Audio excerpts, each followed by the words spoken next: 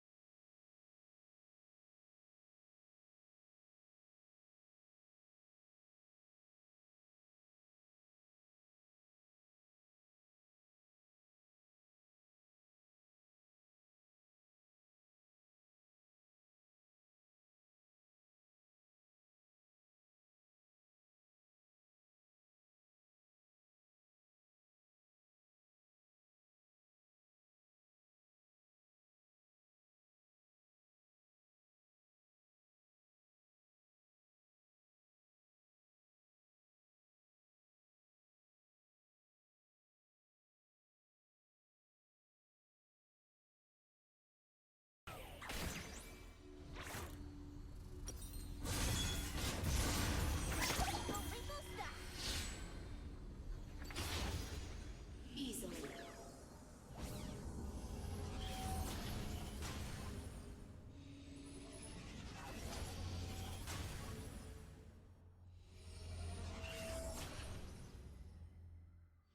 Welcome to Summoner's Rift. Is limitless.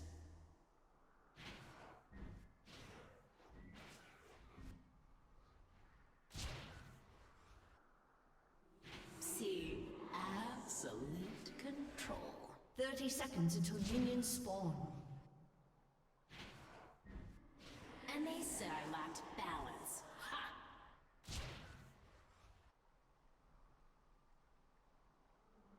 Immense power is fun.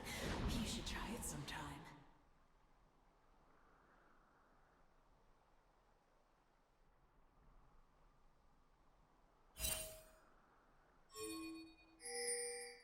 Minions have spawned.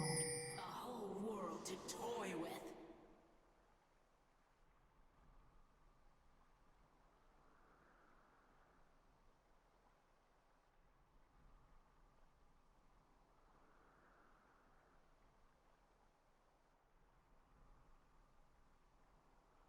Let them try to stop me.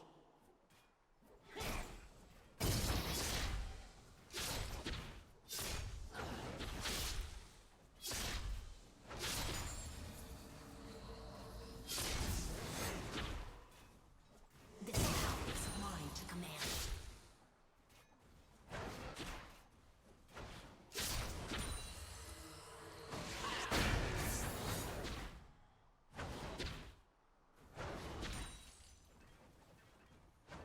By force of will.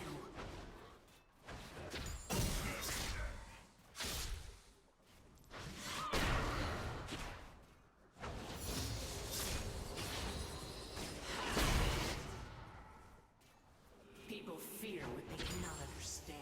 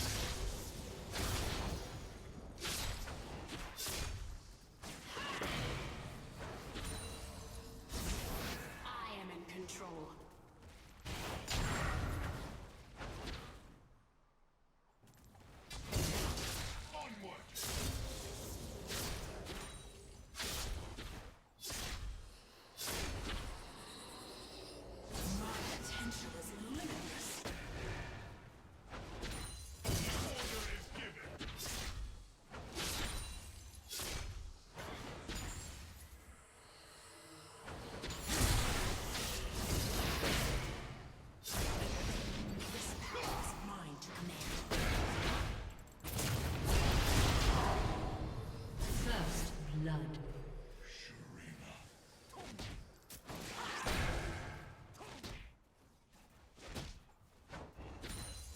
More. I can be so much more.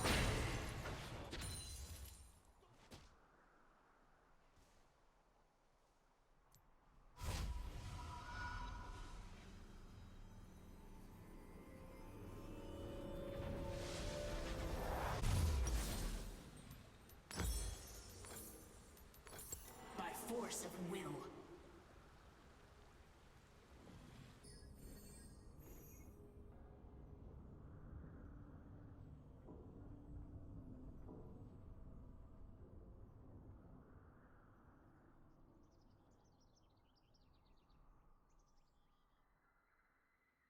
Easily.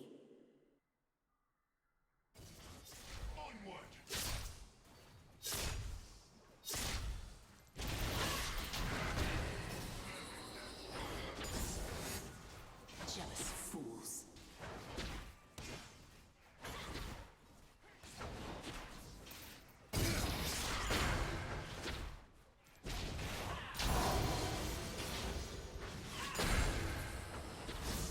Imprisoned no longer.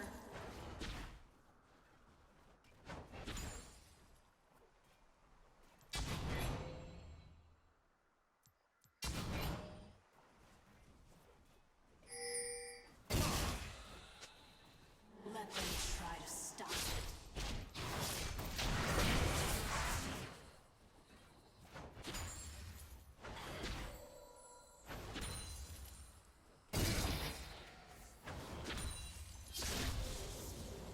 A whole world to toy with.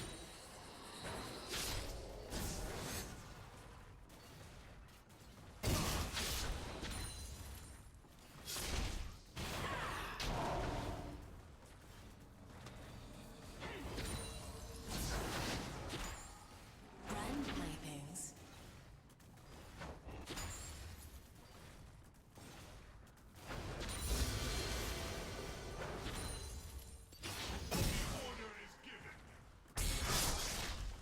I am in control.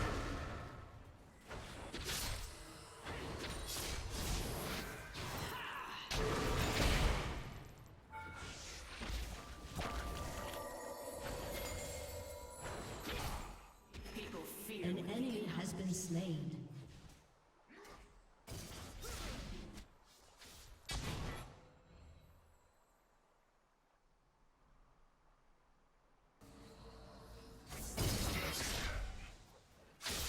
let them try to stop us.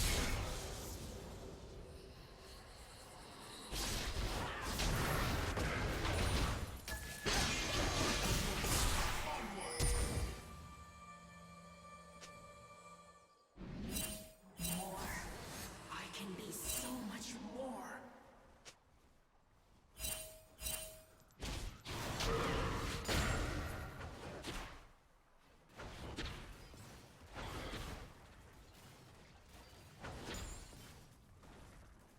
By force of will.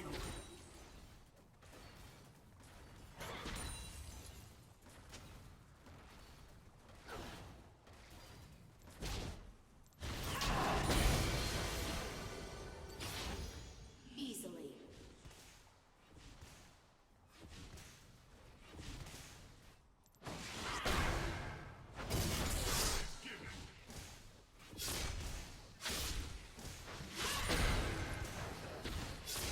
This power is mine.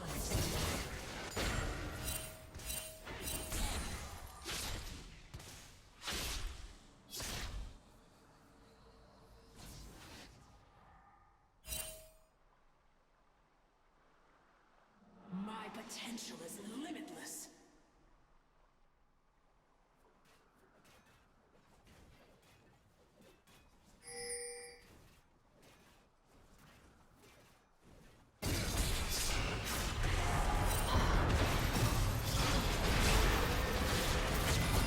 Enemy has been slain.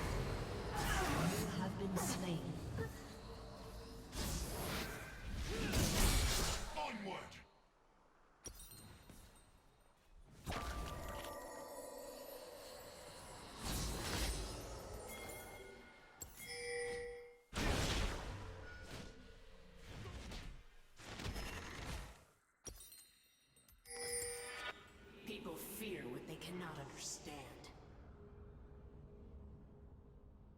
An enemy has been slain.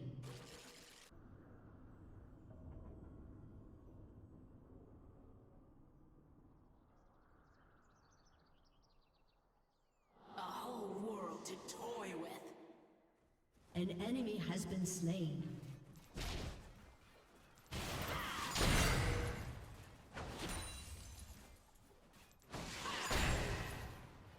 Your team has destroyed a turret. I am in control.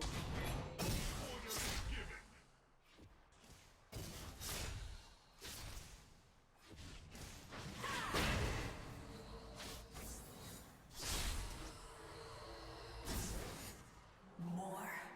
I can be so much more.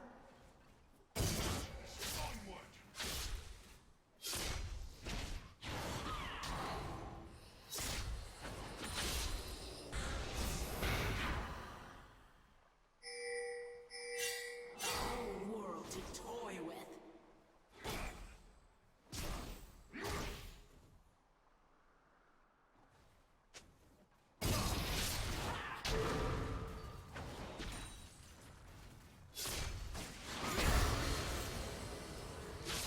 This is what I live for.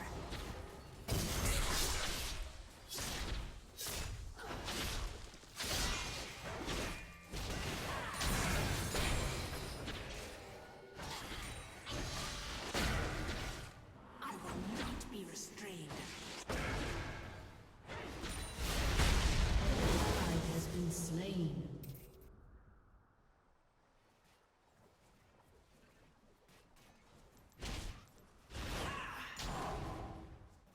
Easily.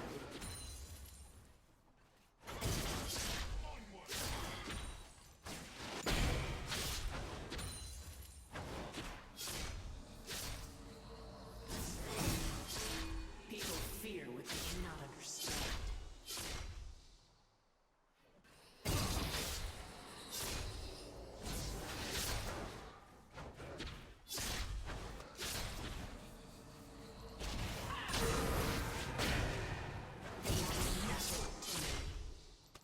An ally has been slain.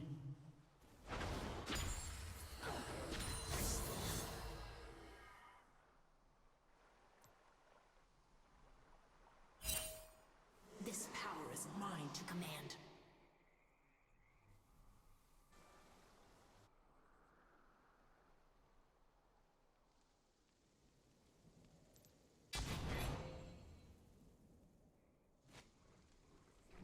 I am in control.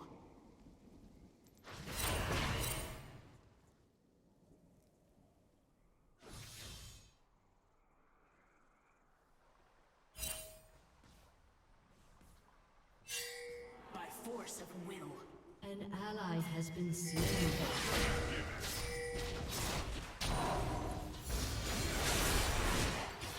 Without limit. Let them try to stop me.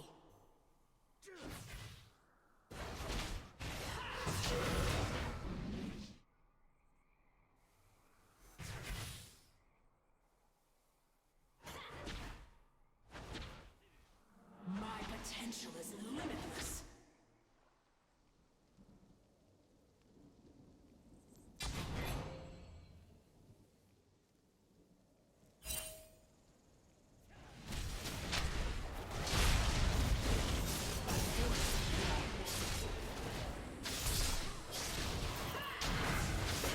Ally has been slain.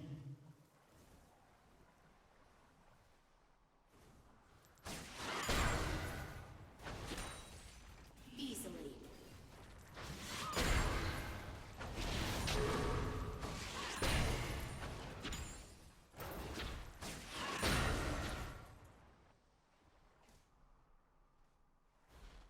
Let them try to stop me.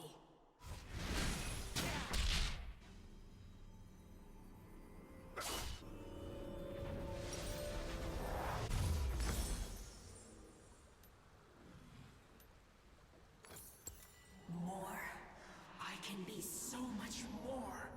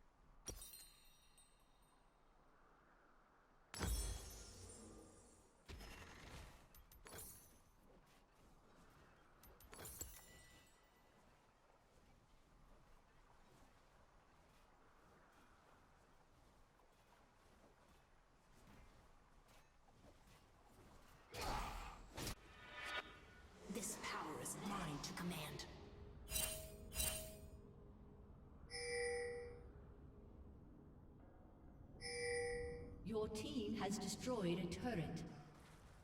Order is given.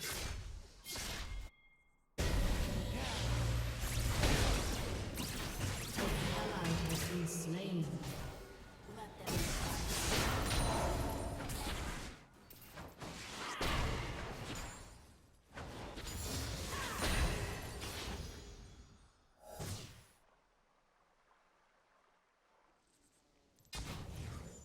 This power is mine to command.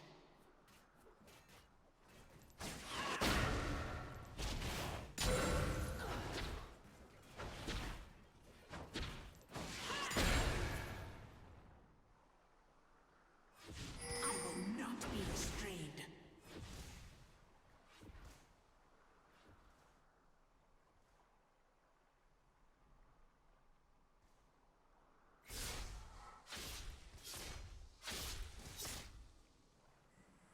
Potential is limitless.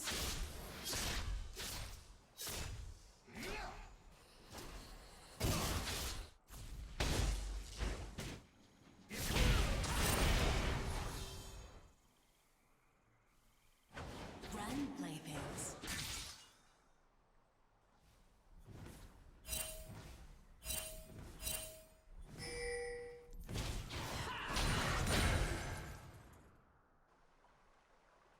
I am in control.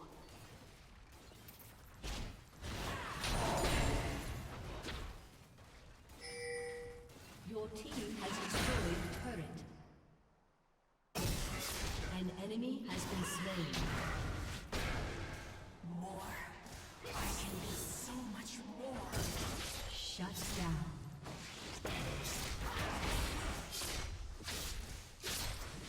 Double kill.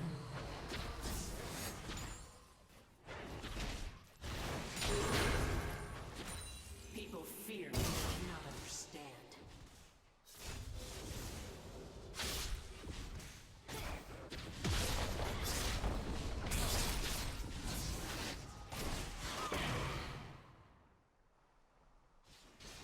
A whole world to toy with.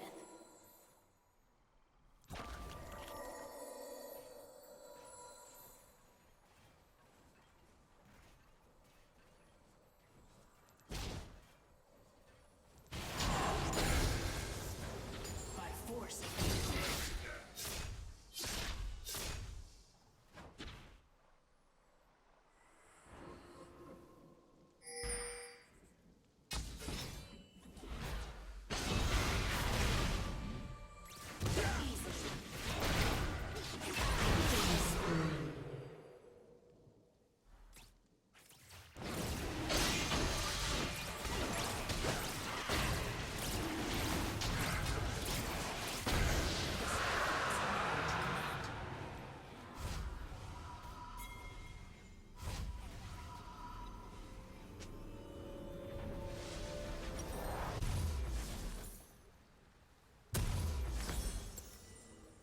An enemy has been slain. limitless.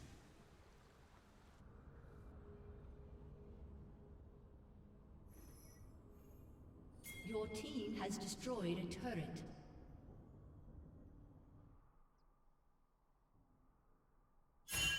A whole world to toy with.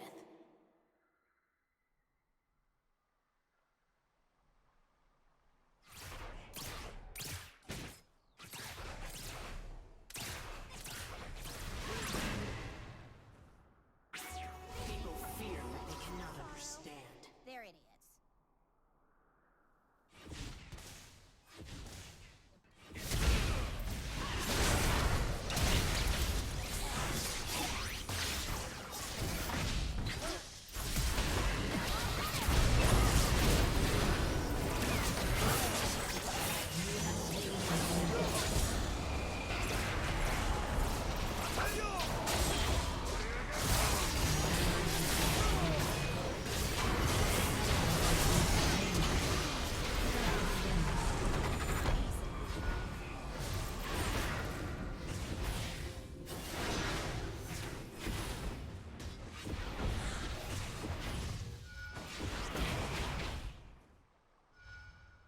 By force of will.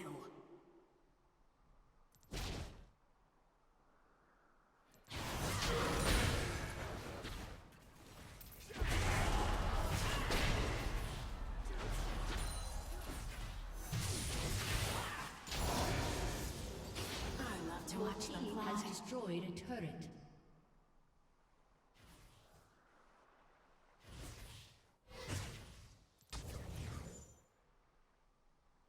I am in control.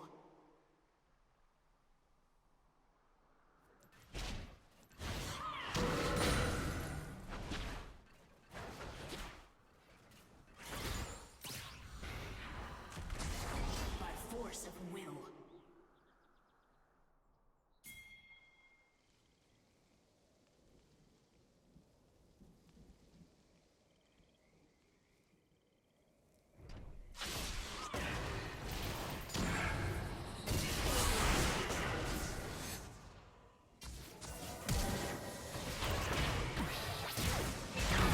Has been slain.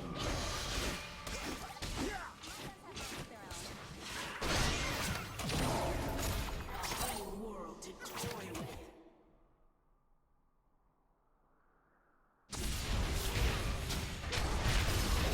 Been slain.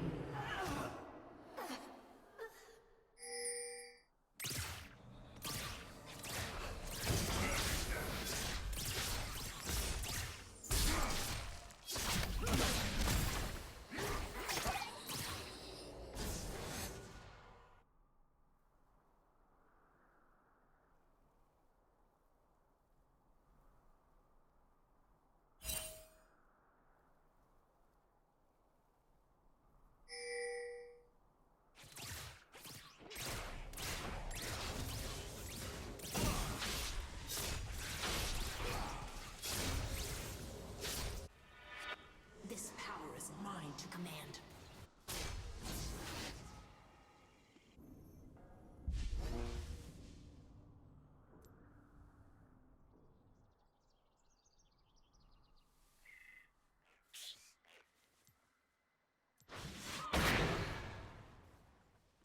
Let them try to stop me.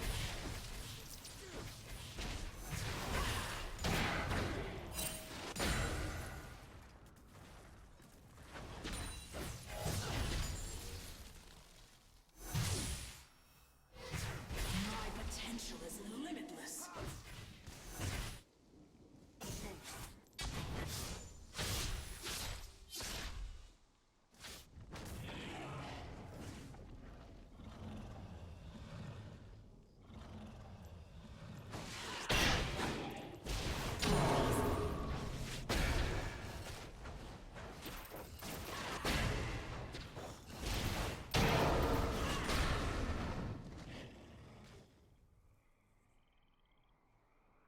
People fear what they cannot understand.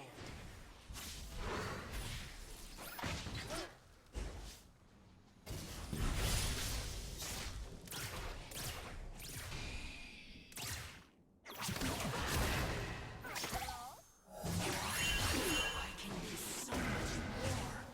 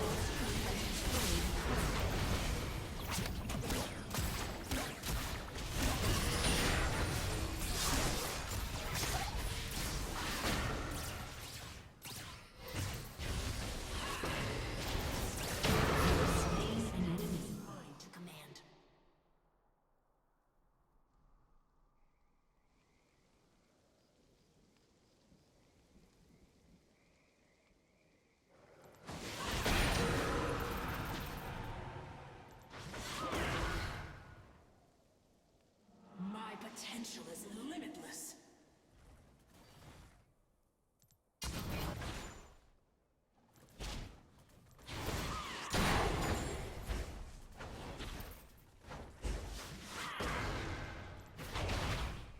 People fear what they cannot understand.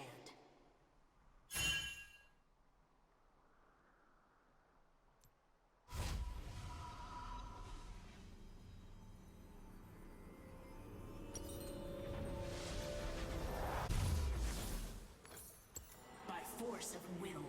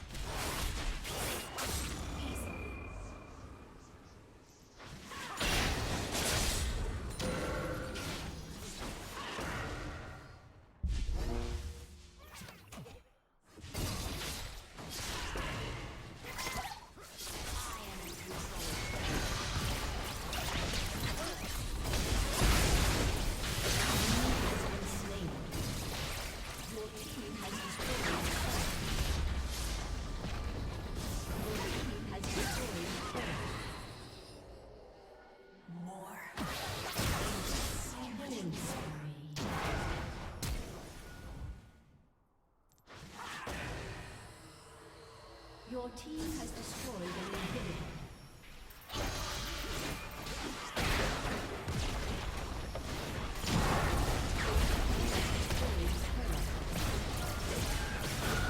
Your team has destroyed an inhibitor.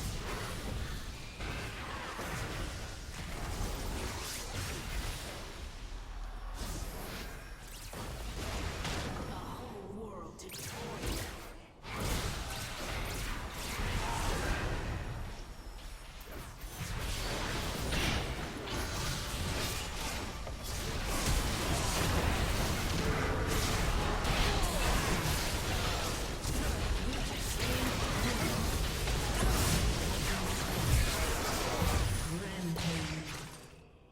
Enemy killing spree.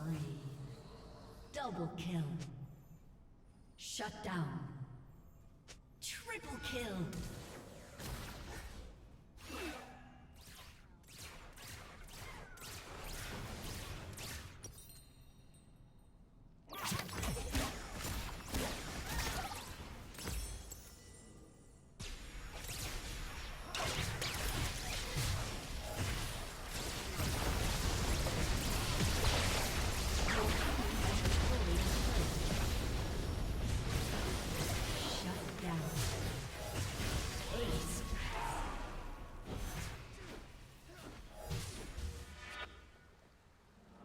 Potential is limitless.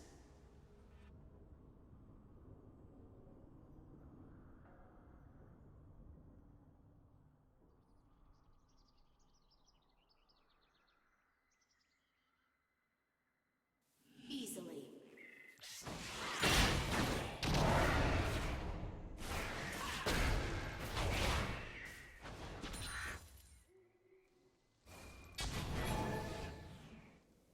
Let them try.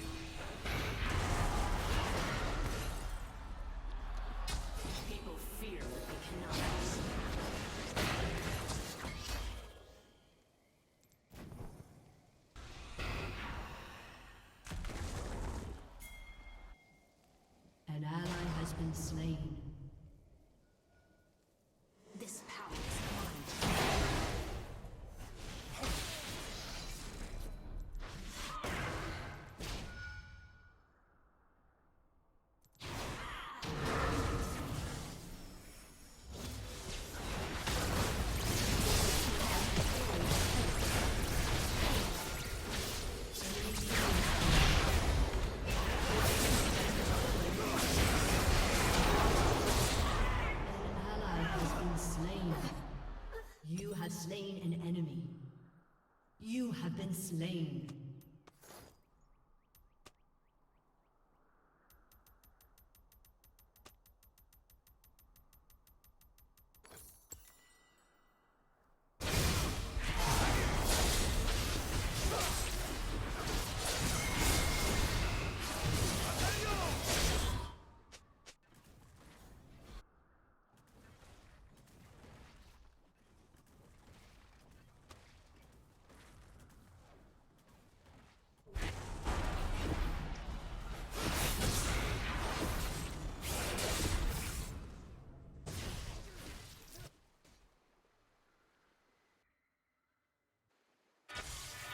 More. I can be so much more.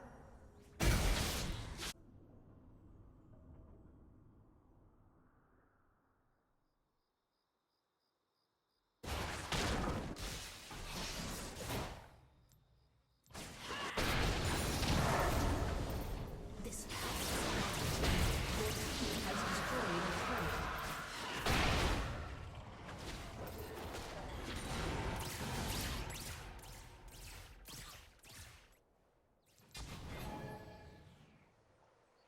let them try to stop me.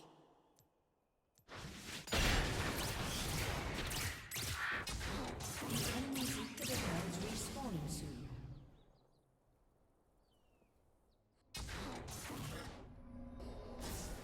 I will control.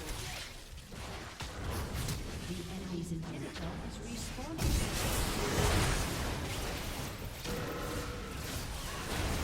An ally has been slain. Your team has destroyed an inhibitor.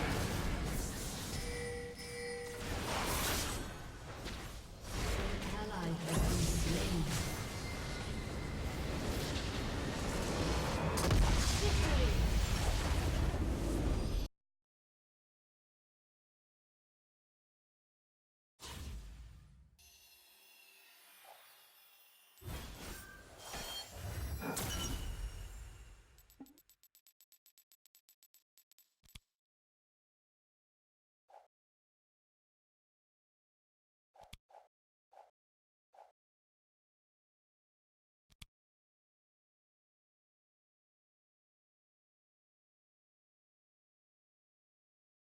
Actually mean that he could outmaneuver. Hey TSM fans, I wanted to thank our sponsor Geico. Remember, they can help you with affordable renter's insurance. It's really easy. This is not easy.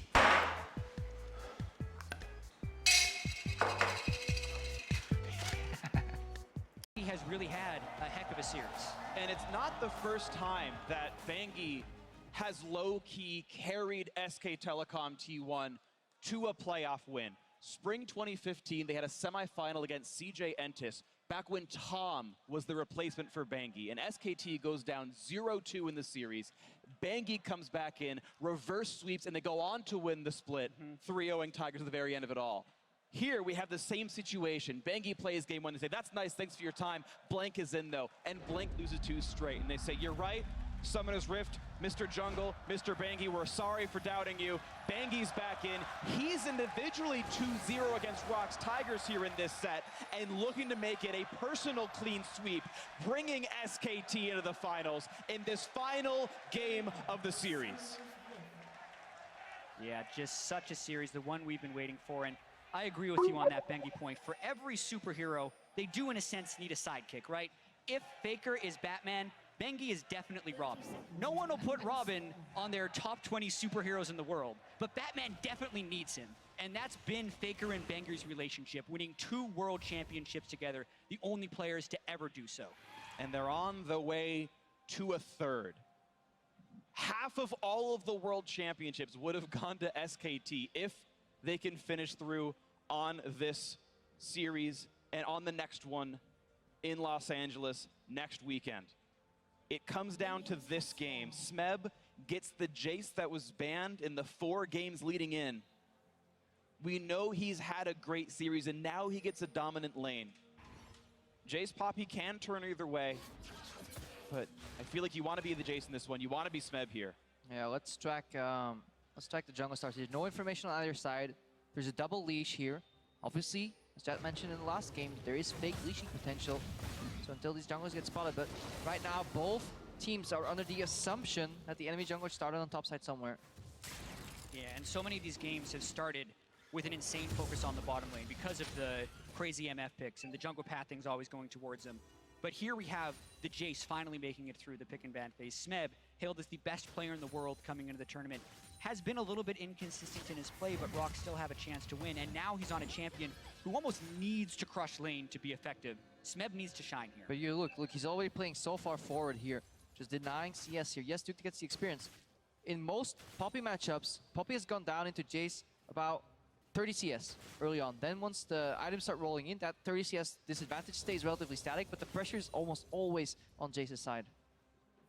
The question is, when is he going to accept pressure? We know and can kind of assume that Bengi started topside on the red buff, and Peanut's coming to help already. Yeah, and this could actually prompt an extremely early dive. It depends on the amount of harass that Smeb would get, who's actually turning towards mid lane. Faker without cleanse. Level 2. Kuro with the flash snare. Into the pillar, forcing flash. That forces flash and ghost. It's a good plan, but it's executed poorly. Ooh, I don't think they're going to get the dive, but it is damage. Yeah, there's a chance they'd be able to get the kill if they wait a little bit longer on that, but getting both summoners will really diminish the pressure Faker can have in the mid lane. But the tension is there because Peanut kind of called off that play. Again, he only waits for 3-4 seconds. He was on the way back when his mid laner flashed in. But right now, we're seeing these 3 pushing lanes come to fruition here. That's exactly why Peanut does not want to waste time ganking. Because with 3 pushing lanes, you want to finish your jungle as fast as you can, start getting control of the river, and start spotting where Bengi is in his jungle. So much going on right now. Rock's Tigers definitely have the tools for the early pressure, but yeah, that blue handoff is going to help Faker a lot. But they're going to know.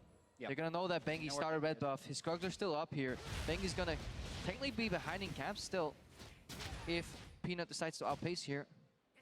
Right, and the natural move here for Peanut, I feel like, is to try and make his way up to the top lane. They know that Bengi just handed off the blue buff. He could recall and run immediately down to the side, because now we're talking about the information Peanut is working with.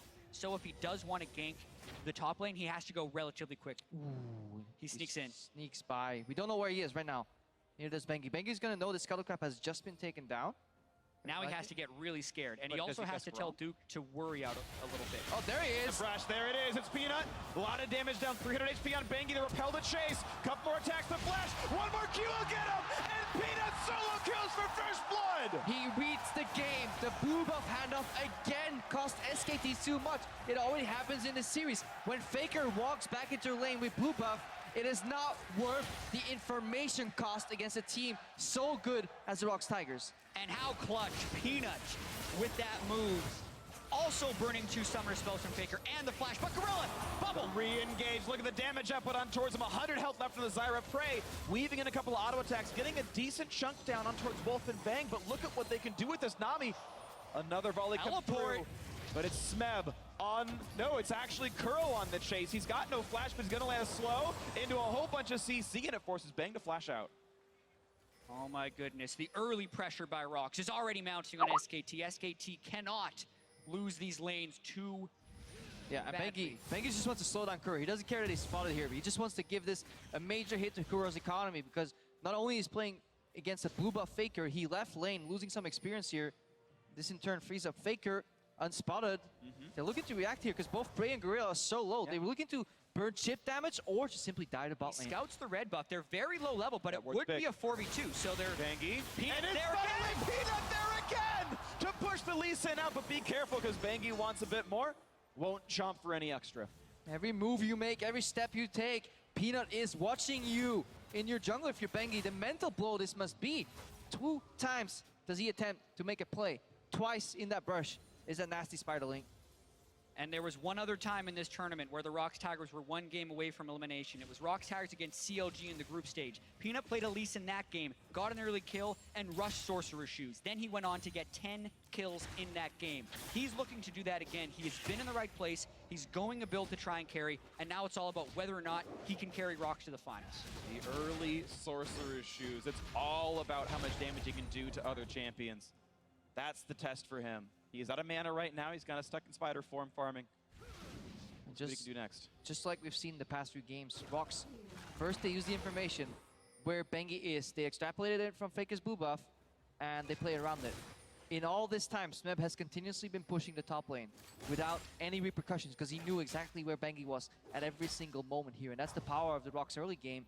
They just find their opponent jungler and play around it.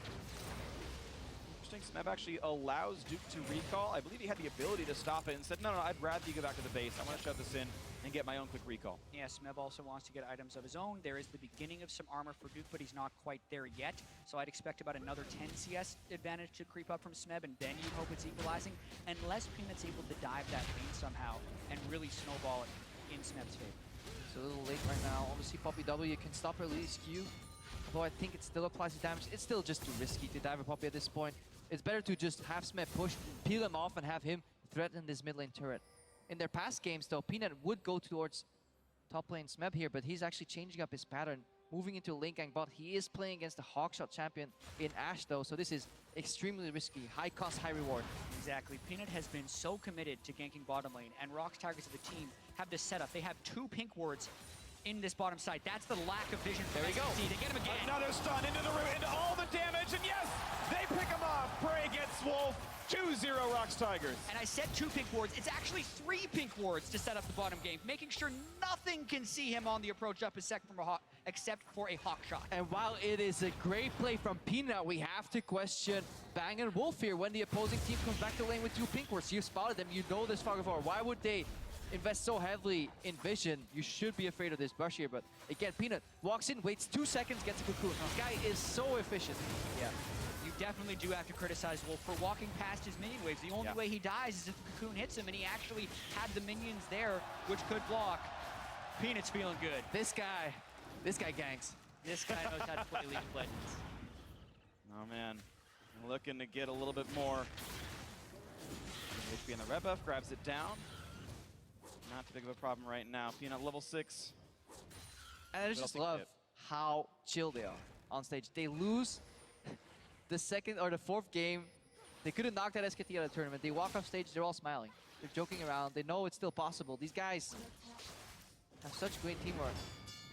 And also, both teams right here need to display a high level of endurance. And the fact that Rocks Tigers is bouncing around just speaks to how much energy they have. They have been on stage playing in some of the most tense games of their entire lives. The semifinals for the World Championship for 5 hours, and they're still so bouncy and full of energy. Rocks Tigers, definitely a good start to the game. Yeah, it's almost 11 o'clock at night. Oh, time of the flash. The kick on a Gorilla. The Q lands as well. He flashed to get back towards his tri-brush, but has nowhere to go. Wolf, sadly for SKT, is the one to secure the gold. The 300 going to support Nami, the worst recipient, but it is still a great kill for Bengi. Yeah, they did need to kind of dump damage on him because Prey would have been able to move up a bit with the heal, but that's a huge boon to be able to get a little bit back into this laning phase right here. Unfortunate for SKT that it's actually a Cloud Drake. The Ocean, Infernal, and Mountain all would have been better in this situation.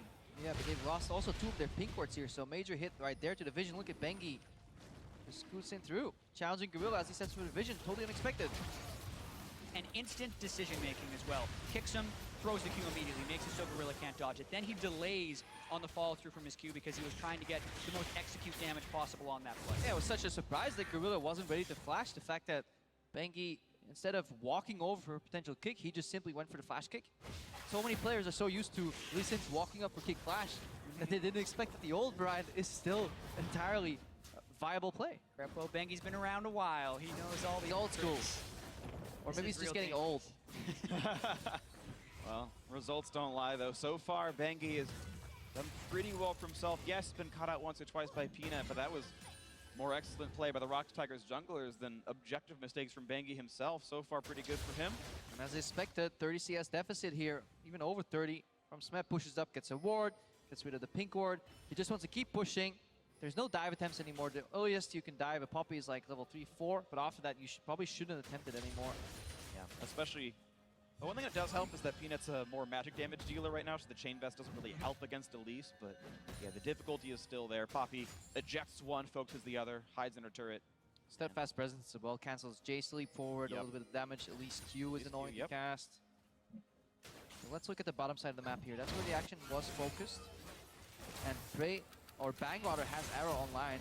And Prey and Gorilla know exactly how potent that single ability is. Gorilla's flashless. Yeah, and this is also where SKT drafted to try and take the edge. They picked the Ashe and the Lee Sin when Jace was up. So they want to be able to control the bottom side of this map. Ooh, Shockwave's gonna land all the damage they need! And Peanut fails to repel it. What a great kill for Or SKT. even just flash it here. SKT, the mid-jungle synergy is back.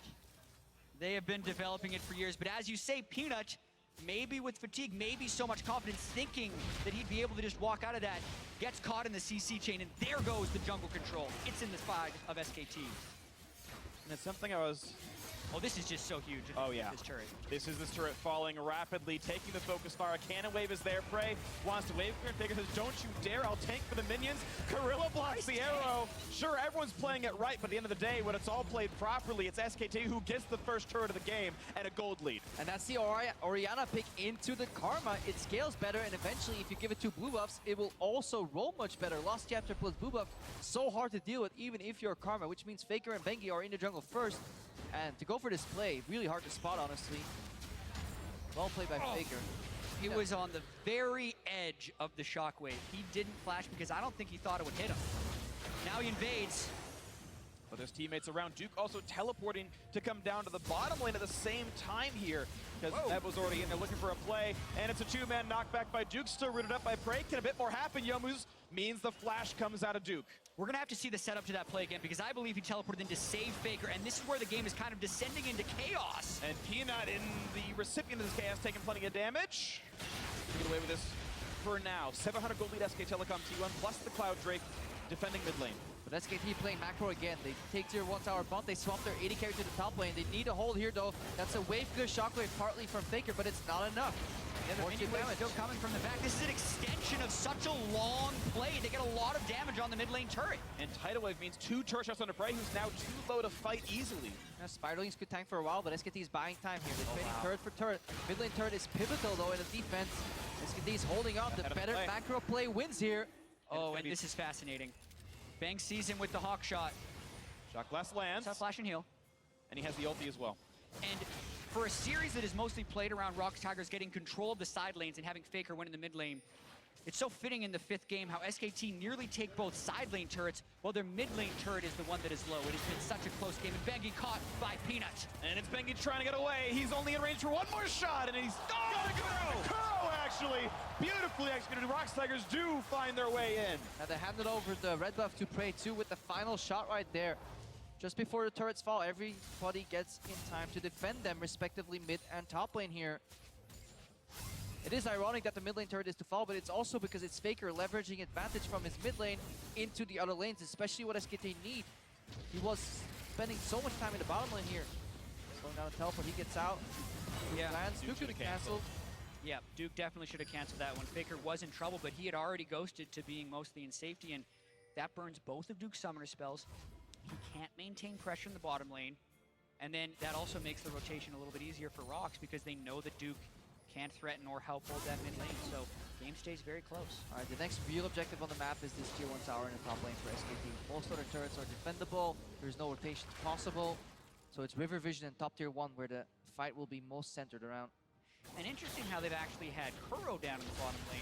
They're very much doing the double TP as we've seen a lot in this series and trying to set up the 1-3-1. Duke doesn't have teleport, neither does Kuro. It leaves wave clear in this lane for Smeb, and really, based on these really peculiar map rotations, I actually feel like SKT does have the pressure advantage, and they're the ones trying to get that outer turret you talked about. That's why they want it. They also have the looming threat on the Ashe arrow. Anytime could strike from Fog of War. Definitely the case. It's one shot could result in a kill if Bang can land it. We'll see. It's a very tight one. 400 gold only separates these two squads. Spot in the finals on the line for this single game. Peanut has had a pretty good amount of early pressure on that trademark release, a champion we know he's been so good at. Gets pushed to. He found other advantages though as well. The shockwave's gonna hit Gorilla. He flashed up, but not in time. Faker gets the kill. Now they're re-engaged, though. It snipes on toward the mid laner. Then back towards Wolf, and just not enough damage really dealt. The knock-up in for Duke means a bit more towards Smeb. Half HP, 1,000 in the Jace. Now looking for a bit more. They're not gonna find Bengi for much of it.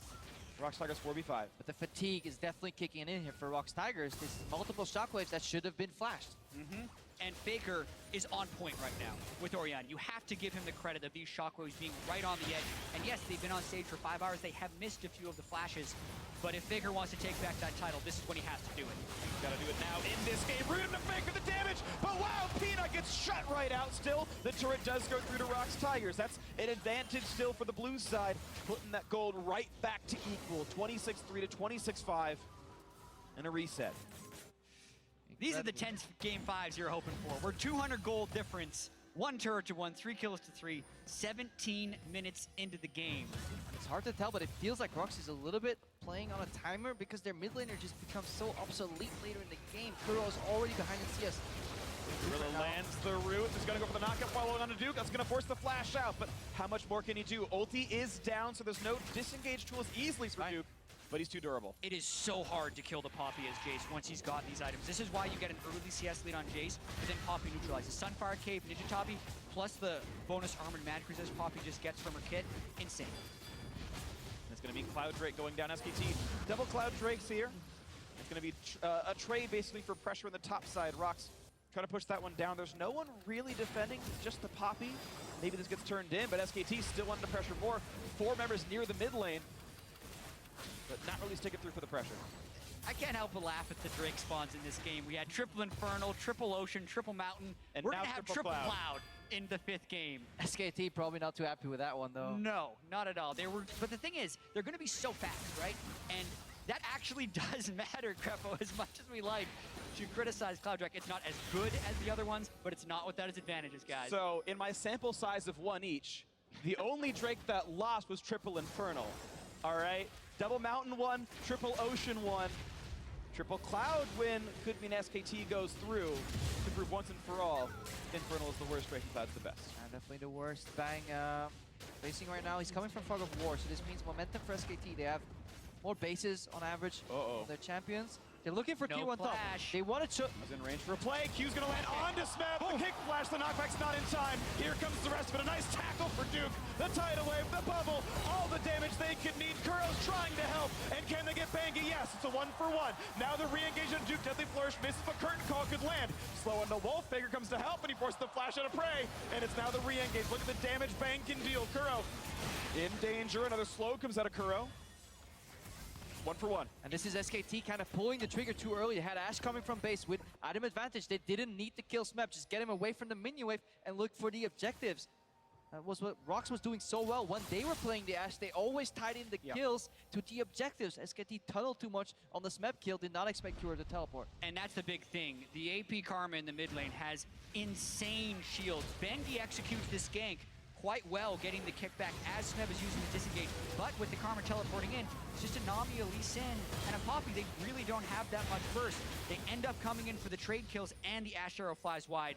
No teleport. Can they get Kuro? He's flashed away from the bubble, and yeah, you're right. The teleport from Duke means ultimately nothing. It's a trade of Summoner's TP for Flash. Ooh, and this is really good for Rox Tigers, because in all that exchange, they have teleport advantage on Smeb out of all people, who has really good side lane pressure. So right now, they can take the momentum, start playing the map.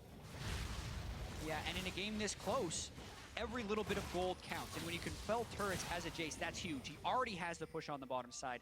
SKT is forced into responding to this one. Bang is nowhere close. And neither is Kuro, though, and Kuro has no teleport. SKT knows this. Peanut and Bangy trade a few blows. Duke nearly invincible, but still some damage down to this turret as the Poppy gets poked down a little bit by Syra, but not too much gain. Peanut and Prey walking back through the side and out of range of everything else. No Q gonna land for Bangy. Arrow gonna hit him in the face, and Prey is not long for the world. There's the kill coming through to Duke himself. SKT still on the chase, though. Can they get a slow on a Gorilla? No, not just yet. Rox Tigers forced to disengage. Kuro clears mid. Prey felt so good about that sidestep on the Lee Sin Q, and then out of nowhere, look at how Faker as well, blocking the wave clear in the mid lane from the Karma so they can actually get access to the turret. That's the turret. Yeah, mid lane turret down, top lane turrets at a sliver as well. SKT trying to take all the outers. How fitting that Prey, the Ashe of the day, gets caught by Bang's Ashe Arrow. That pick has been so pivotal in this semifinal series, and they get Gorilla. Gorilla's flash. Maybe a little bit more tidal wave, and oh! Faker blowing up, but Gorilla can be next. No! A great flash with the shield. Now the chase is slow from Kuro. Duke disengages one. It's Smeb out of the fight, but it could still be enough. No, the repel not in range to find a target. And Crepo, you mentioned SKT going a little bit preemptively in the top lane. They do it again in the bottom lane. They do not have total vision control. Faker tries to take a shortcut to a fight where they pick people without damage. They landed the bubble, but didn't actually have the follow-up that they could get onto Gorilla. Everyone on Rocks gets away. Faker gets picked off. And just as you said, everybody's looking so much at Zyra being picked off. You gotta be respectful and mindful of Fog of War. Gorilla has his flash in the end. Could disengage here by Duke. He's definitely doing his role. Ooh, a and it's the rush Baron. 22-minute Baron. Lucian is alive, but no smite right now for Bengi, and it won't be up in time. But they don't know that. Okay, 2,700, but he can't do it with smite. It's going to be all about this. He's in the pit, and it's the kill on the Peanut. Fight for either side, and it goes to Smep to try to save the game. But it's so many kills coming through for SKT. Smep cannot pick up Bang, and it's a 4 for 0. What the hell just happened? Bengi goes in. He stops Peanut from being able to secure the Baron, but then he leaves the pit. He had the Baron smite. He didn't want to die, even though they caught Rocks doing the Baron at 20 minutes, which is a high-risk play. They don't get the Baron, I don't think. No, Jace got the Baron, but they do get the kills and they can push mid. Kuro, the one surviving member, and now the question is how much does SKT get? Of course, it's early in the game, so it's only one turret. The Baron power play overall, of course, negative 1,000. Maybe more now, 1,900. Even though Bengi didn't get the smite right there, it's still a hero play. He gets the pink ward in, he goes, and look at all the damage Peanut takes from the back spikes, from the Baron right there. Then the volley hits him, the arrow hits him, the kick hits him, and he falls. And then Bengi would die, but he didn't even have smite up when he was going for that. So he does jump outside of the pit, and disaster strikes for Rocks Tigers there. They're lucky it wasn't worse. Yeah, don't need smite. The illusion of smite is enough. Just kill the enemy jungler. And Peanut, like, he juked the Lee Sin Q. I was wondering why he just wouldn't take that. Then move to the side. Honestly, somebody else should be blocking the axis of Lee Sin there and have Peanut on the side going for an execute. Obviously, very easy for us to analyze outside the fact, but you got to be ready for it if you want to commit to a 20-minute Baron in a Game 5 against SKT to keep your chances for the Summoners Cup alive. And it just speaks to the situation we're in right now. The high pressure situation. Rocks tries to take a giant risk. It doesn't gotta pay be off. careful. He's gonna jump to the minion. The heal comes in and he will get away with it. But that is still summoner heal down from Prey to keep his jungler alive. SKT control the vision around this Drake.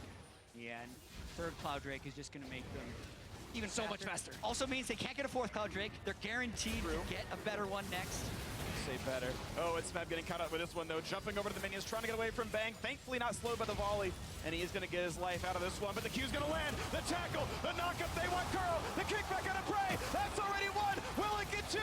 Looks like yes. Bangy secures it. And SKT on an absolute tear, looking for more. Chased by Faker, stays alive. Thanks to help from Wolf. The re-engage Bangy is low. Smeb tries to carry the fight. Just a clean 2 for 0. No stun's going to land, and he gets out. Some really pressured plays coming out of these guys. Faker flashing into the turret, unable to get the final kill, but they still get 2 off of the pick, and SKT need to calm down.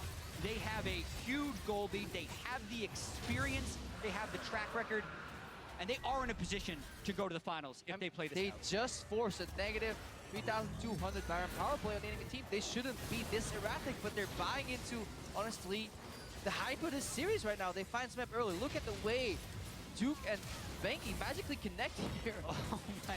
The range extension on the Q actually allows Banky to get behind the enemies. The fact that Poppy Flash eased him closer was a Banky delivery system to get that kick in place. It was gorgeous. Then Faker tries to go for the execute on Smith, misses his QW combo, and they do get out of that with still a hugely positive play. At this point of the game, there is still vision control for Rocks. They have a pick composition, but they are getting crushed in the scaling war. Deathcap Orianna, hugely tanky Duke that no one can kill right now. Yeah. So Rocks need to make weird plays happen to throw SKT off their game. It's a 4,000 gold deficit for Rocks Tigers. SK Telecom T1 have weathered the storm, and they're now making the move. With the triple Cloud Drake, they run insanely fast. They can make the rotations happen, get where they need to be on the map. And they've got the gold lead to make sure those fights finish in their favor. Now a red buff attempt for the steal. Duke in towards Peanut. Look at the damage he's got on that. Peanut does no damage back to him. We talked about the way that Jace Poppy matchup can swing, and how Poppy can exit that lane at 30 CS negative, and that's still okay. You then add 5 kills to that equation. It's actually even gold with the Jace right now, which is insane because the Poppy just feels so much stronger. So take that 4,000 gold lead and add to it because of the scaling advantage of that Poppy in the Jace matchup. Definitely, because he just has the power to take another shockwave right here. Gorilla getting knocked around. Arrow into everything else they could need. A two-man knockup, and Bangi wants maybe a bit more, but he bites off more than he can chew. That's 1-for-1 jungler for support down, but look at this. Duke is invincible, and the bot lane turret's already dead. Maybe not as invincible as we think, though, still getting worn down, but Svev goes for a shot onto the back line. Another root onto Duke gets healed up again by the Nami, and just no damage really comes through on this one. Boy, that's gonna be the shot into Bang! Deadly Flourish picks him off, and now it's a numbers lead for Rock's Tigers. Shock Bless land, also a slow in for Kuro, and he gets the chain. He gets the root, but not gonna get it all the way, and Duke is able to walk out. Not Deadly only Flourish, though. is Duke so tanky, the fact that Orianna's shield gives you additional resistances and shield as well makes it impossible for him to go down because it takes such a long time to whittle him down. If they get access to anybody behind Duke, that's the way Rocks can strike. Wolf can also heal. Notice the shockwave hits Peanut. The Ash Arrow hits Gorilla, though, as Peanut had repelled up, and they secure this kill. And SKT is hoping to dive with impunity right here, but the turret locks onto Bang, which delays the follow of what they wanted to support Bangi with. Still a poor play by Bangi to go in before. Then it just kind of goes to show how Rox is trying to play this poke game, and they are landing enough skill shots to make it count. Bang picks up a little damage from the bouncing grenade, gets finished off by the Deadly Flourish. The rest of this chase, it's Rock's trying, but not able to quite secure it. No CC was really left to be had, and everyone else able to disengage properly. But now, the play towards topside. They do see Faker, and the Cocoon's not going to land, though, so can they get anything else? The flash chase, it's Smeb onto his face, looking for a little bit more, and he's not going to go down. Faker, with just a ghost, gets away with it. He knew they were coming. The second Gorilla charged at him in an empty lane. He did a minor step upwards, forcing the Cocoon to ever so slightly miss. This leaves mid lane exposed, but Prey is here to defend. But that was so close. Faker saw the enemy support running at him. He knew he was getting ganked, and then the Cocoon was just a hair short. Just a hair short, and just a split second off from flashing away from the shockwave, and so many incredibly slim margins that could decide this series, and that's what makes the best players the best. The ability to perform in clutch situations like this. Faker in a bad position, able to make the miraculous escape.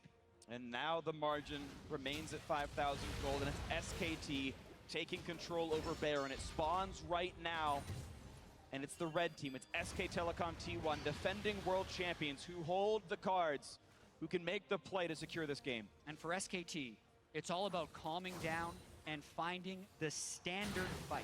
Yep. They have a huge tank. They have a traditional mage in the Orianna. They have a supportive backline. They have standard team fight lines. So they need to find a standard team fight against Rox, who is all squishy, all poke, all pick. If Duke can just get in with a strong front line and push them back, that's how SKT wins. Immediate tidal wave. SKT, there is a solution to this puzzle. They just need to lay down the pieces in the right order, and they leave Rocks with no counterplay. Uh-oh.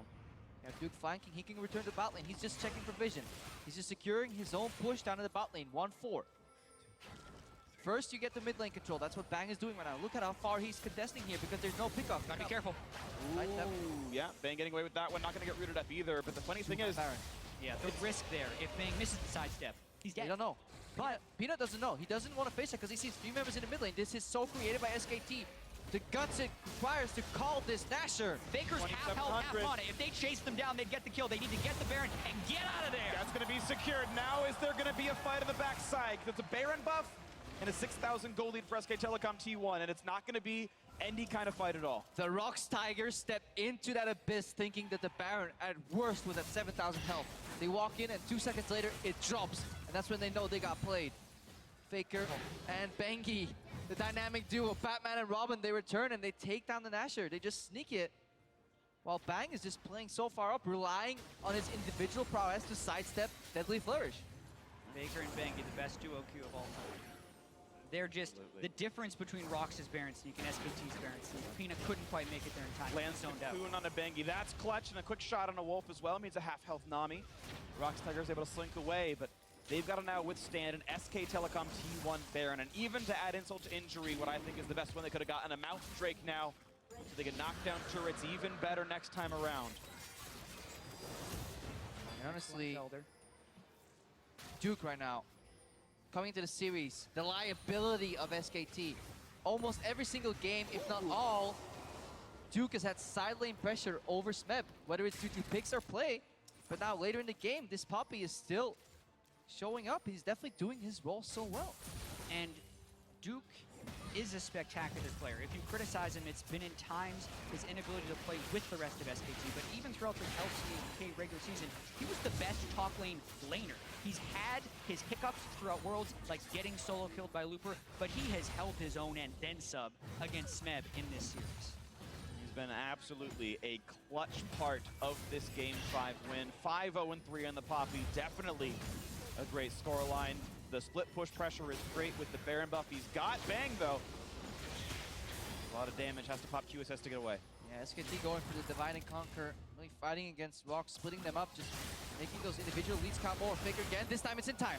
And he repels away, so okay, it's all right for him, they but try now to counter. Curtain calling the re-engage, but Tidal Wave says no, don't you dare, and Peanut getting lower and lower. Root on a Bangy means it's gonna be a quick disengage, but Peanut has to heal up.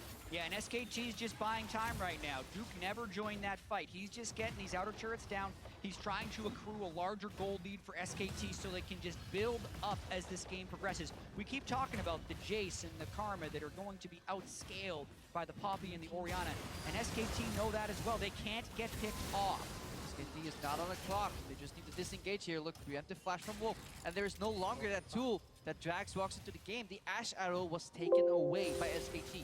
They're fine going for the next Dasher. They're fine waiting for Elder Dragon. They have 4 dragons. Even if Rocks contest it and steal it, it doesn't give them a bonus whatsoever. And that's the reward of having immaculate dragon control in this final game.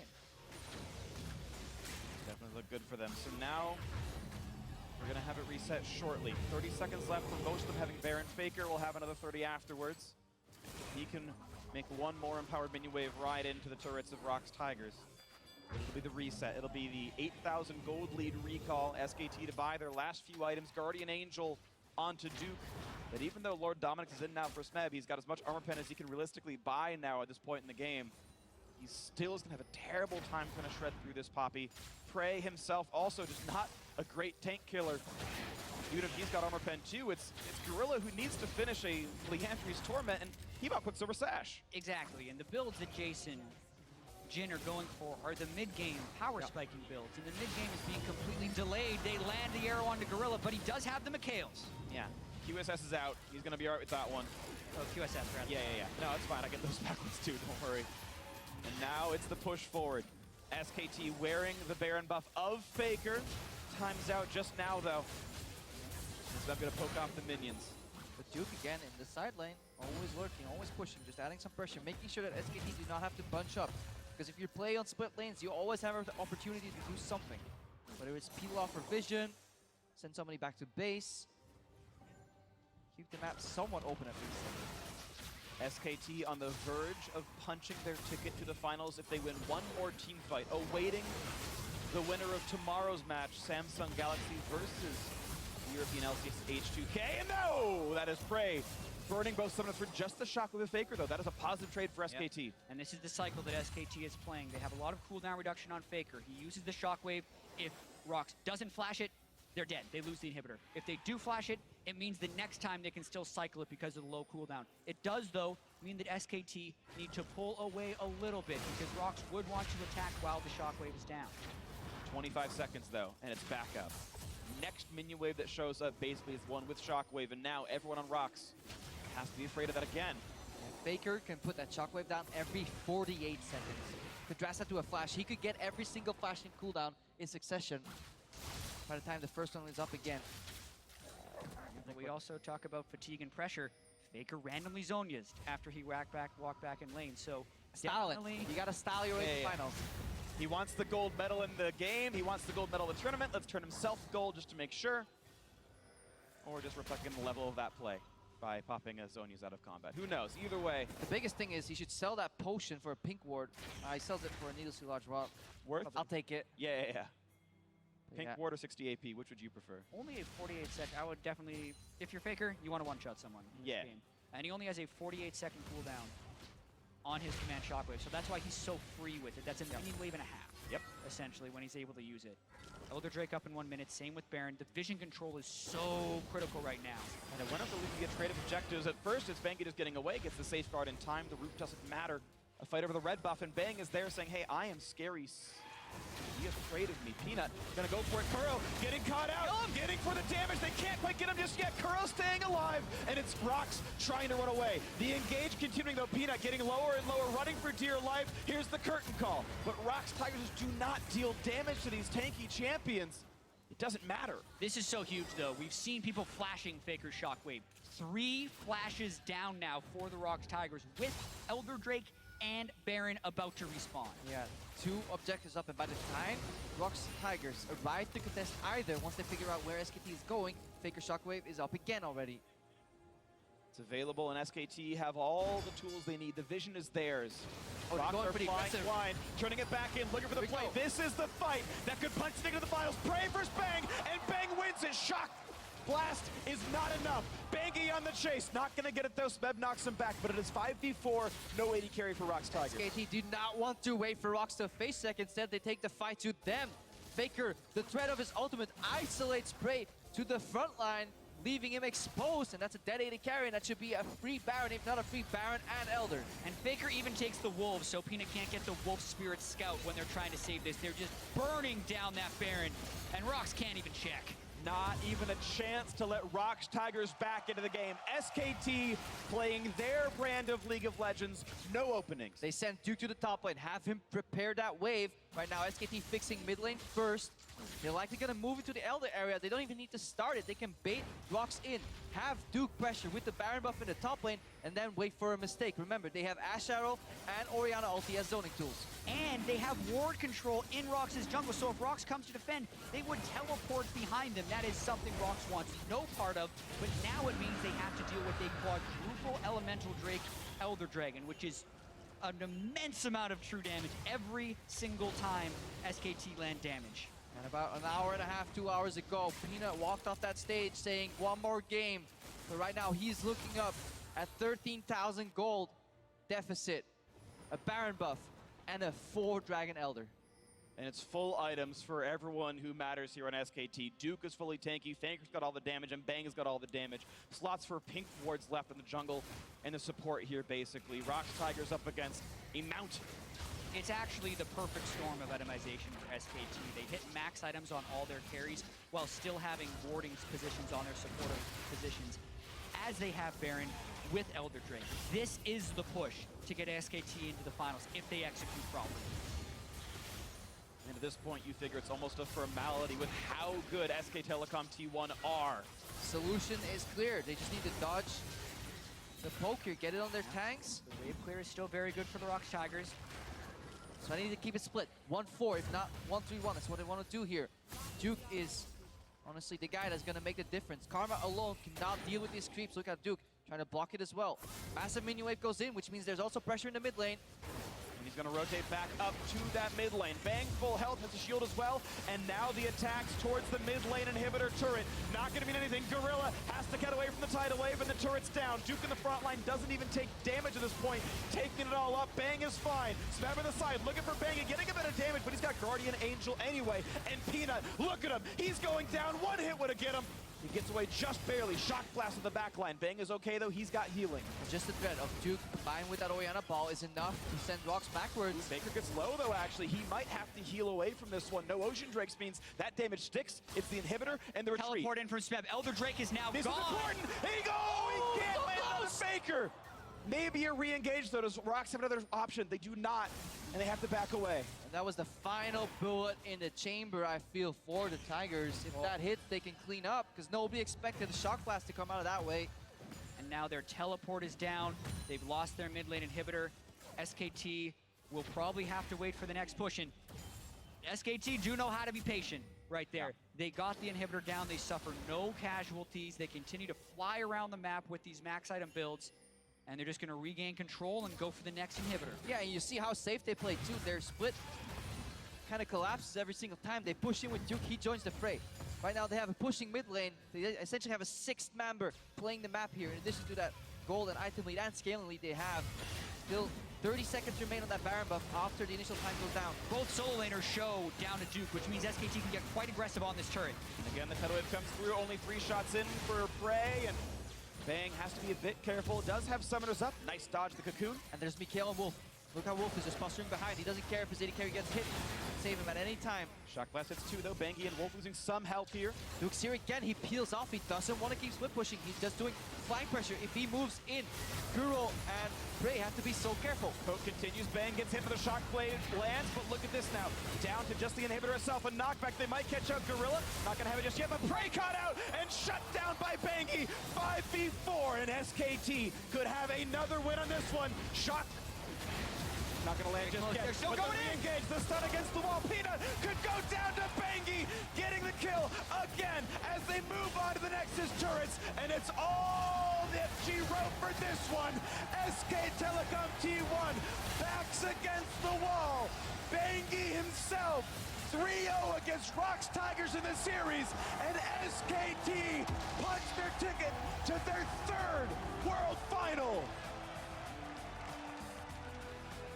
And the team rushed towards Bangi, who is 3-0 in this incredibly intense and competitive series against the Rocks Tigers.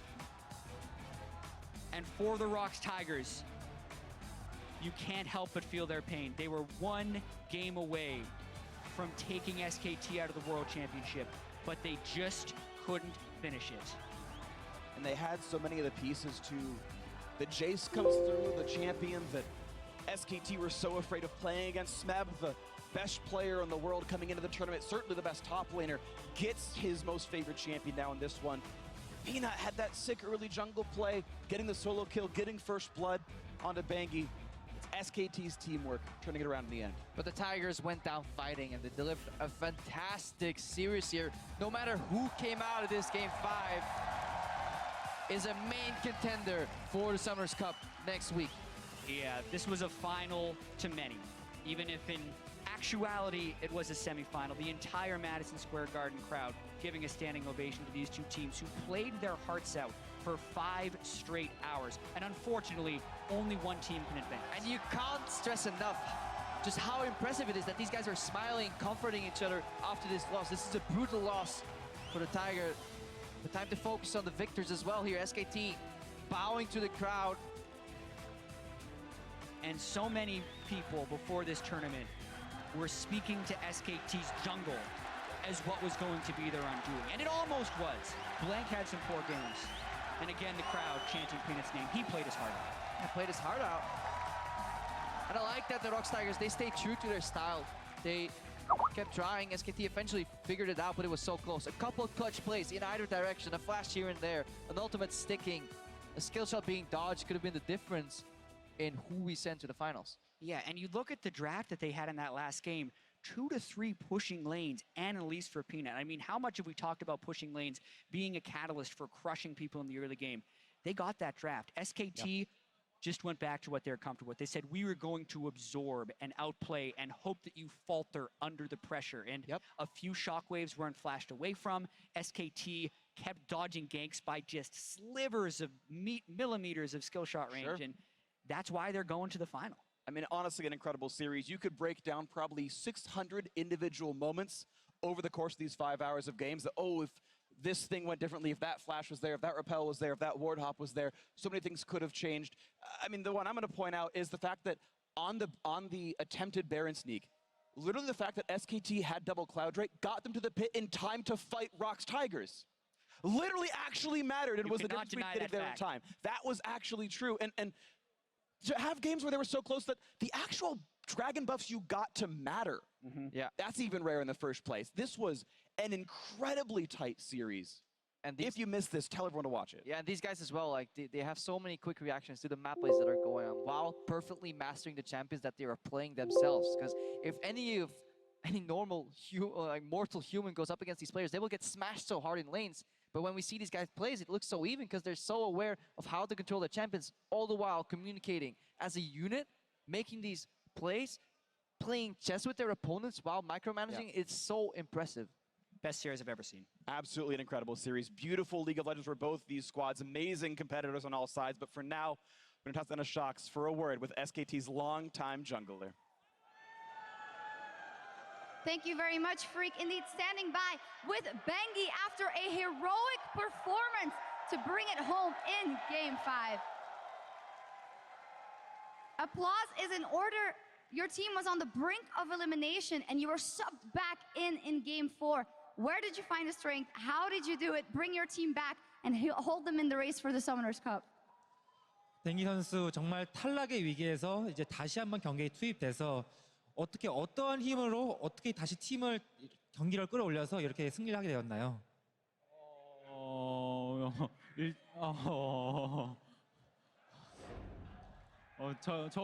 저는 뭐 그렇게 막 좀 그래도 제가 마청이니까 그래도 제가 가장 좀 상태가 괜찮았어요. 그래서 좀 그냥 화이팅 정도만 했는데 다행히도 이긴 것 같습니다.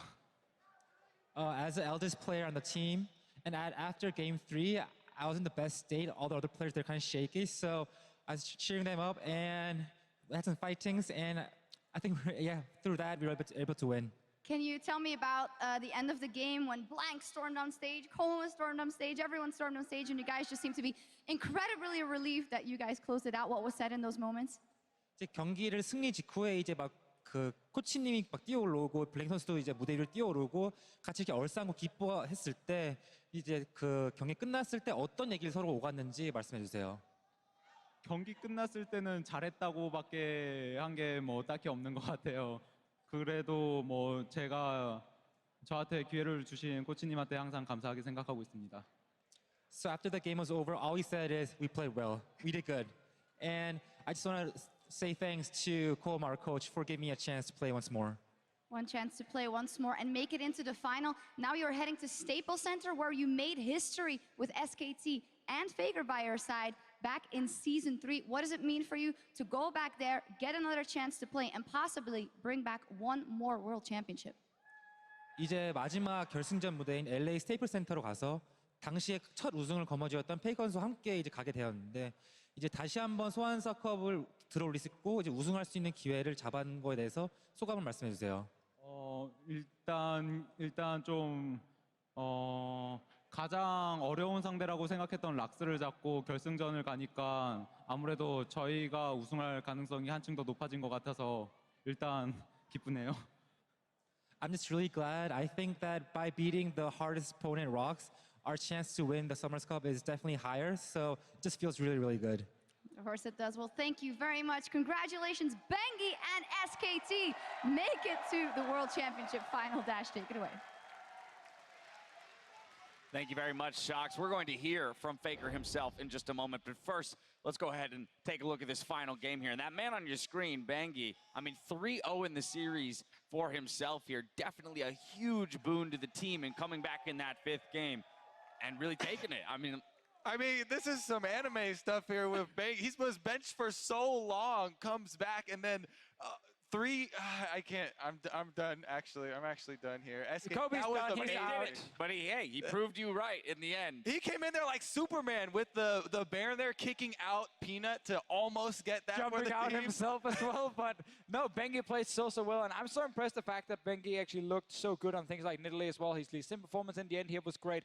We saw one in the quarterfinal that wasn't good enough, and now he stepped it up big time on the big stage when the team really needs him. And you know, people were asking, including analysts on this desk, why is Bengi here? Why is he still in the squad? Clearly, Blank is your first choice jungler. He has been all year. You have this guy around for the experience, for the big matches, for the times when you need him. Comes in, plays Nidalee for the first time, facing elimination from Worlds.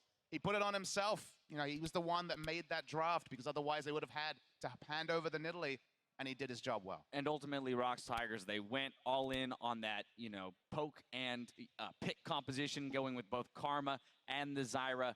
Doesn't work out for them, but mostly due to that Baron call at 22 minutes. Very unfortunate for them that it didn't go in their favor. A 4-for-0 to SKT from that. And you got to wonder, is this jitters? I mean, it's definitely a confident move.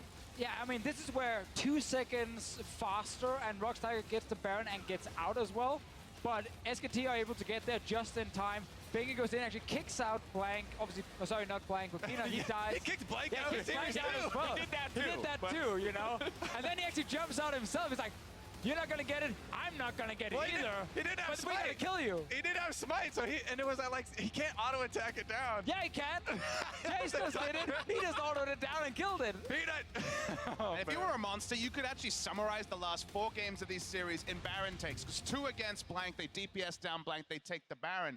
2 against Bengi, they're not able to actually get the same calls. And those were really the pivotal moments of those games. Yeah, this was the first time they weren't able to start the Baron, stop when the enemy jungler showed up, kill the enemy jungler, and then smite the Baron after. Clearly, Bengi just outsmarting them where Blank didn't. The attempt was there. They definitely tried to do that, as we saw. They all kind of backed off the Baron, all for naught, though. Something else I want to talk about, Smeb finally getting the Jace, and although he did build that CS lead in the top lane, Duke finding his way back into the game, picking up some kills, and really being a rock for the team, right, on that Poppy. That has kind of been the story of the Poppy players here at Worlds. You take your beating in the late phase and you just wait your turn because that was really the matchup of the 2 different styles of the team compositions that we saw. We had Poke versus Engage. SKT weathered the storm, and then they were able to take over. Yeah, and also difference just in the 2 top laners and how the teams are using them. You know, we get carries for Smeb, and they like to gank for him as well when needed. Then they don't really go and gank for Duke very often. They put him on scaling champions. He got the Echo earlier, now he got the Poppy. It's kind of like, we are okay with you losing 20, 30 CS, trying to defend your tower, and then later on you become a split pusher. Like we saw in this game, he was just sitting in the silent 24/7. So Duke is actually really performing well, especially in the later games of this series. After game 2, where it was poor, game 3, 4, and 5, he was actually doing really well. And look, this is the end of the road for the Rocks Tigers. You know, they're done for this tournament, and definitely their narrative went around the world. It wasn't a Korean narrative anymore. People loved the fact that 2 years ago, these discarded players, these overlooked players, banded together to try and win Worlds, to try and win the LCK. They got a lot of offers last year. They stood around because they hadn't got that victory. They finally won LCK. They're stopped here, and it's that narrative that's so easy to understand. And, you know, it feels like a movie, honestly. This series, you're like, okay, they're finally going to do it. They're going to finally overcome at the 4th possible attempt. But it's not a movie. It's real competition, and they came up short for a 4th time. It's not a movie. This is live, I promise. All right, well, we're going to have some more time to talk about this series in just a moment, but now we're going to send it back over to Shox and talk to the mid laner looking to secure his 3rd championship title. Thank you very much, Dash. Indeed, joined by Faker. Congratulations, Faker. We were just talking to your jungler, Bengi, about being subbed in the 4th game, and he said he had a clear mind so he could change the momentum of the team. How much do you think that actually contributed to you guys turning the series around? 페이커 선수 우선 4강 진출을 축하드리고요.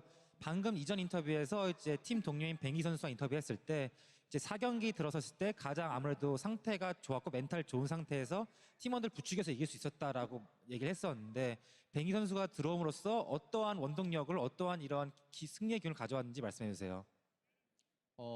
우선 뱅경이 좀 게임이 잘 풀릴 때 굉장히 좀 활기찬 모습이 보이는데 그런 모습이 좀 팀원들한테 많이 도움이 되는 것 같아요. 그리고 오늘 실제로 플레이도 너무 잘했기 때문에 좀 고마운 마음도 있는 것 같아요.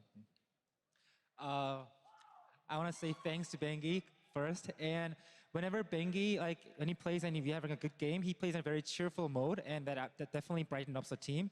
So I think that brought us a lot of energy and momentum to play the series once more. Well, you also had a fantastic series. I want to bring it to your personal performance. There was a lot of talk about Smeb being the best player in the world before this. How do you reflect on your performance today, and do you think you've deserved back your spot on that throne? 이제 이번 대회 들어서기 전에 이제 페이커 선수보다 스맵 선수가 지금 가장 잘한 선수라고 이제 많이들 꼽았는데 이제 그 자리를 다시 탈환하고 싶다고 인터뷰에서 언급하셨잖아요. 근데 이제 오늘 자신의 경기를 어떻게 평가하시고 그리고 오늘 경기를 통해서 다시 한번 1위 자리를 탈환한 것 같다 생각하시는지 말씀해 주세요. 오늘 개인적으로 너무 잘했다고 생각을 해서 솔직히 이제 제가 최고가 아닌가 생각을 합니다. I think I played really, really well today, so I definitely think that I'm the best player now. Right, there we go. If there was ever any doubt, finally, when I asked Bengi about the chances to win the World Championship for the 3rd time, going back to Staples Center, he said, well, we beat Rocks and it was a hard opponent, so our chances are higher. But do you dare to say anything more confident about your chances of taking home that cup for the 3rd time? 이제 뱅기 선수가 인터뷰에서 이제 그 가장 어려운 상대인 락스타이거 팀 꺾음으로써 3회 우승에 더욱더 그 가능성이 높아졌다고 말씀하셨는데 페이커 선수는 혹시 그럼 더욱더 자신감 있는 멘트를 해줄 수 있나요? 3회 우승에 대한 이제 진짜 우승을 자신 있다는 거에 대해서.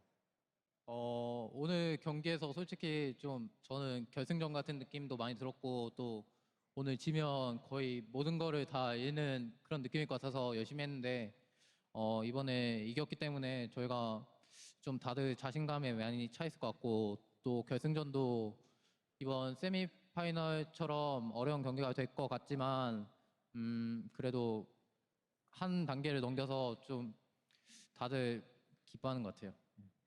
So through the semifinals, I think as a team, we overcame a big obstacle, and definitely by beating Rocks, I think our team also gained confidence altogether. So I think that we have a good chance to win Worlds. Yeah.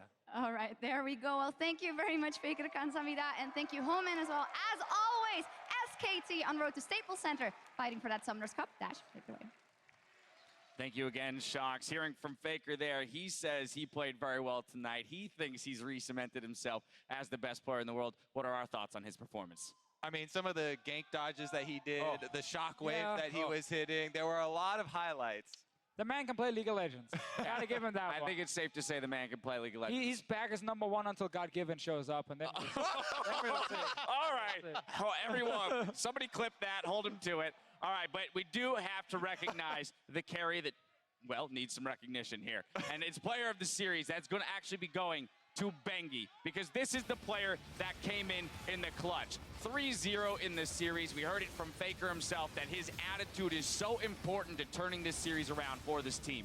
It's a guy that just did not play a lot in 2016. The fact that you can count on him to come in spots like this is the reason he retains his spot. Probably also a smart voice to also have behind the scenes helping out the coaches. He said he was the oldest member, obviously, on the team. That means a lot in career, you know, come in, add some leadership to the team. And I just think it's amazing to see a player that was kind of out of the roster, wasn't considered good enough. Yes. Practice all the way back in. It's like a Rocky movie all over again. He's just going crazy before the big fight, and then he actually shows up on the stage and he ends up knocking out the Rocks Tigers. Good. Exactly that. All right. Nobody else has anything to say about Bengi. Done. Well done, guys. The only thing that could have made it better is if he came in the last game with his SKT skin unleashed. That would have been even better. Because he did use his boxing one, like a boxing analogy, but... We get it. All right, but now, before we move on, I want to jump back to something you talked about earlier, Papa Smithy, the end of the road for Rocks Tigers, because this was, again, we go all the way back to the beginning of Worlds. This was the team that was the tournament favorite, and unfortunately for them, they have to go up against SKT on this side of the bracket, and that's arguably the toughest road to the finals. It ends here tonight, but we have to recognize all that they achieved this year. Part of the reason why this was the best series that we have ever had was because of the Rocks Tigers, the fight that they put up, bringing out the MF support, drawing bans on it, forcing the bans, Prey stepping up huge, because we're all talking about Smeb and Pina. You know, that's going to be the way that Tigers are going to take their victories. But Prey was magnificent. Definitely, and the misfortune was awesome. I mean, that's the simple storyline, right? They didn't make it to the finals this time, but it was a stronger team than 2015 without the same weaknesses. You know, they didn't have Hojin the early game being a bit of a minefield for them. They had a real chance to make it. They were ahead for the first time in a series against SK Telecom on the 4th try, in a best of 5, of course. But they couldn't get over the line. That's, again, the difference between the movies and, unfortunately, the real competition. Exactly, and the reigning champs move on. So with that match complete, let's update the tournament bracket. SK Telecom has defeated Rocks Tigers and will compete in Los Angeles next week for the World Championship. Of course, tune in tomorrow at 3 Pacific when Samsung Galaxy takes on H2K with a shot at the Summoners Cup on the line. And gentlemen, this is another big matchup here. Both of these teams having swept their quarterfinals, so coming in 3-0s. They've both shown extremely dominant games. What are your preliminary thoughts on this matchup? Well, it's such a different setup. Best player in the world. Yeah. It's such a different setup because it's like H2K and Samsung are the two teams. If you look at the top 4 teams, you're kind of like, oh, these are underneath Rocks and SKT. Rocks and SKT were like that super hyped up potential final happen right now. We get 5 games, insanely high level. H2K Samsung, I actually don't really know what to expect because it can be one of these very one-sided series where Samsung shows up and H2K can't really get it going. We can also see H2K go in and surprise a lot because I think they have a good enough early game led by people like Forgiven, Yankers, Odo Omnet, to actually get an advantage and make it a very close series. I like you talk about questions because it felt like a lot about SK Telecom versus Rocks Tigers went to script. A lot of the things we thought about this series came true, but there's a lot of questions for both H2K and Samsung. Have H2K fixed any of their late game issues? We're not 100% sure. What does Samsung look like in a best of 5? They've played a 3-0, was very one-sided, but a true best of 5, with Core JJ again, with these rookie members, we don't know what the big lights here of Madison Square Garden holds for Samsung in a best of 5. It makes it kind of hard to, judge the strengths of these teams because they are on such big win streaks. Both teams haven't dropped a game in so long that we're kind of like, oh, well, yeah, Odo Omne, he's been great. Oh, yeah, but Cuvée, he's also been solo killing everybody, right? So, I mean, it kind of, that's part of the reason we're having a difficulty with it. That being said, I think Samsung still is coming in as the favorite team. It also places a lot of importance on that very first game of the series because having been on these long, win streaks, you're going to have to question how whichever team loses will bounce back in a best of 5, very much the same way that SKT and Bengi was able to claw back in from a 2-1 deficit. Of course, that game, or rather series, occurs tomorrow, but we're going to look ahead to next week's finals real quick, where we're celebrating the title fight over 2 days, and you're invited to join in on the festivities. So tune in next Friday at 6 p.m. Pacific time for a day-long event streamed live on watch.lolesports.com. We'll kick things off with a special live edition of Primetime League, followed by an all-mid, all-star match featuring special guests Boy Boy, Nikki Taylor, DJ Reckful, and more. All chat hosts Jessica Negri and Jimmy Wong lead us through a cosplay showcase before a special daytime edition of Worlds Tonight. Now we'll be joined by Riot musicians and composers backed by members of the Hollywood Chamber Orchestra to cap off the evening with the music of League of Legends Live. And at the end of the night, the countdown to the finals begins with a marathon of the best games in World's history, right up until our pregame coverage of the final fight on Saturday at 2:30 Pacific. Here in New York.